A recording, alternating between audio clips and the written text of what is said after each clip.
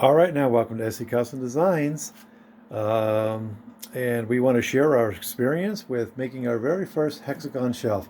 You can see that video on my channel, and it was kind of fun to learn how to make this. Sorry about that.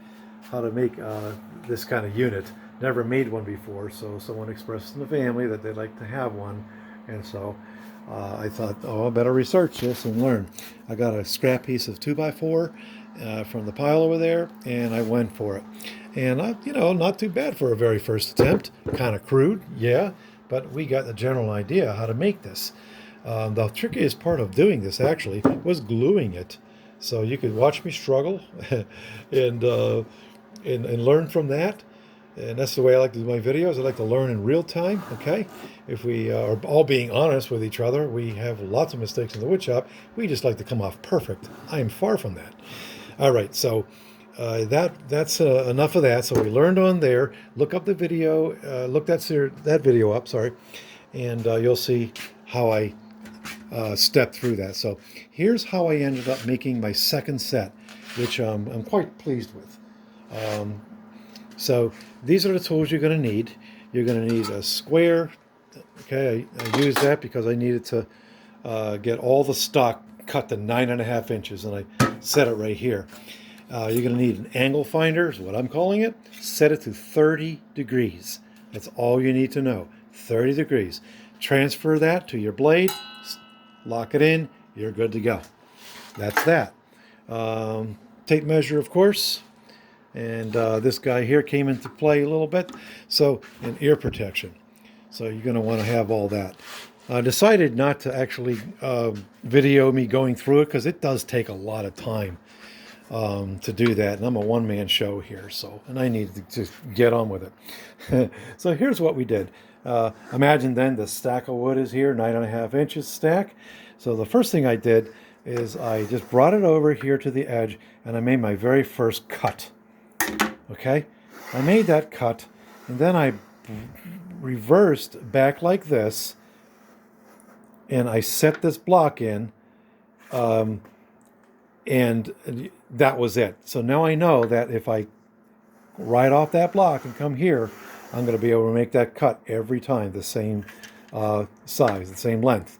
And so another good thing about these blocks, conceptually, is that you don't want to trap any wood between the blade, and the fence.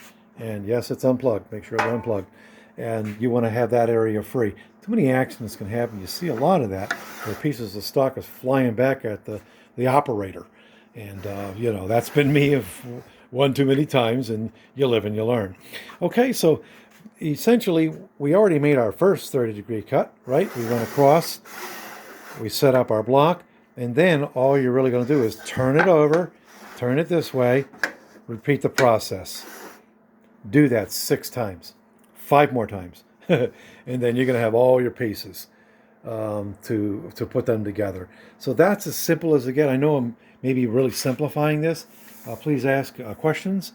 We definitely get back to your comments, and that's the deal there. So this is quite the short video.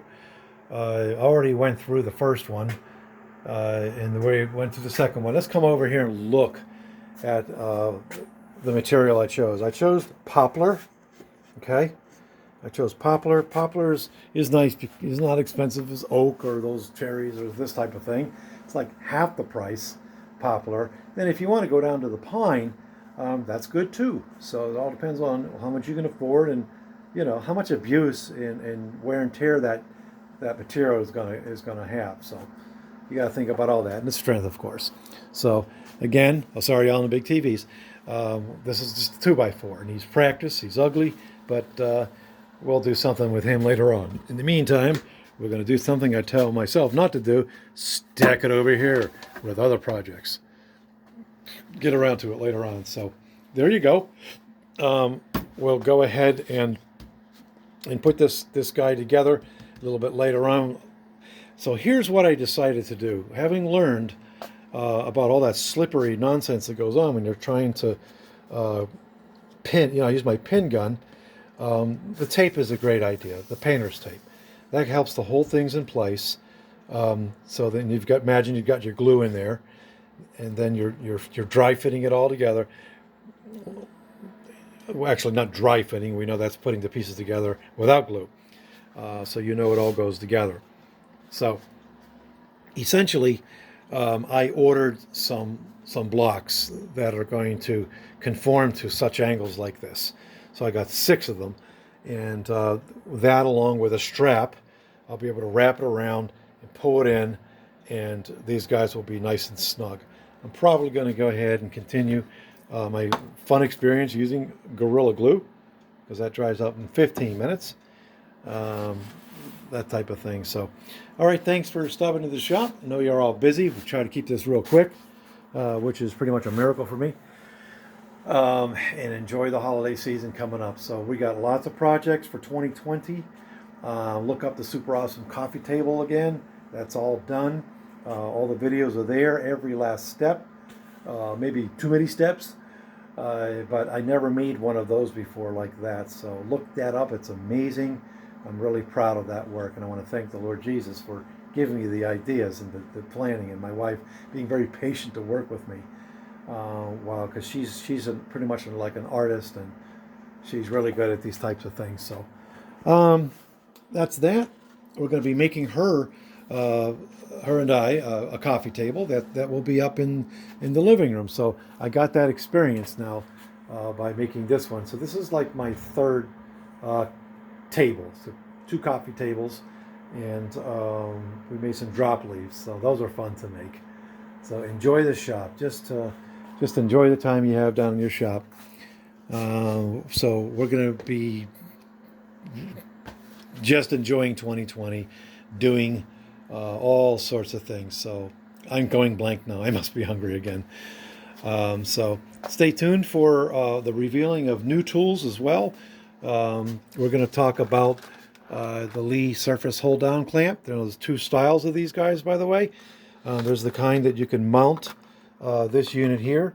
It's called a bench anchor, and or you can get the kind that drops right down through with this rod, and it has this speed nut, custom designed by Lee. Lee makes really amazing, very, very good quality tools, such as the Lee D4 Pro dovetail jig, which is under here.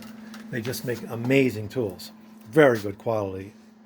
You never find yourself asking questions about how to assemble or use it, because they're just really good at probably one of the best at explaining these types of things. So what I'm going to do, I don't have a Moxon vise yet. I said I would be quick.